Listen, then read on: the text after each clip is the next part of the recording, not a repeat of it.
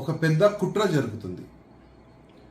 ప్రతి ఒక్క మన హిందూ ఫెస్టివల్ జరిగే సమయంలో ఈ టెర్రరిజంకి సంబంధించిన కొంతమంది మన హిందూ ఫెస్టివల్లో డబ్బులు సంపాదించుకుంటున్నారు. ఏ విధంగా వాళ్ళు డబ్బులు సంపాదించుకుంటున్నారు అంటే అది మీకు తెలియదు, కానీ చెప్పే బాధ్యత నాది.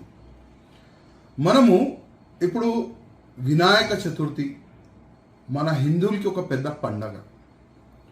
ఈరోజు మనము చాలా వైభవంగా మన గణేష్ భగవాన్ని మనం మన ఇంట్లో మనం తీసుకొని వస్తాం. మన బస్తీలో మన కాలనీలో కూడా మనం కూర్చొని పెడతాం. పూజ గురించి మనం బజార్ వెళ్తాం, మిఠాయి కానీ ఇంకా పూజా సామాన్లు కానీ మనం తీసుకుంటాం. కానీ అదే పూజా సామాగ్రిలో అదే స్వీట్ బాక్స్లో దాని బ్యాక్ సైడ్ హలాల్ సర్టిఫై అని ఒక సింబల్ ఉంటుంది. అది కనీసం మీరు చూసి కొనాలని నేను మీకు రిక్వెస్ట్ చేస్తున్నా. అసలు ఈ హలాల్ ఏంది?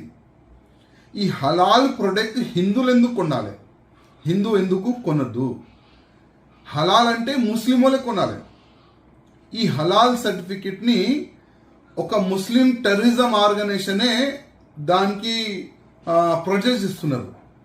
ఆ హలాల్ సింబల్ని ఒక మిఠాయి డబ్బా వెనుక పెట్టడానికి వాళ్ళు డబ్బులు తీసుకుంటారు. కానీ మన వ్యాపారీ చేసేవాళ్ళు, బిజినెస్ చేసేవాళ్ళకి ఏం సంబంధం ఉండదు. వాళ్ళు ఏం చేస్తారంటే, అరే ఇది సింబల్ పెడితేనే హిందువులు కూడా కొంటారు, ముస్లిమ్స్ కూడా కొంటారు. ఎందుకంటే హలాల్ సింబల్ లేకపోతే ముస్లిమ్స్ కొనరు. కానీ ఈ డబ్బులు ఎవరికి వెళ్తుంది?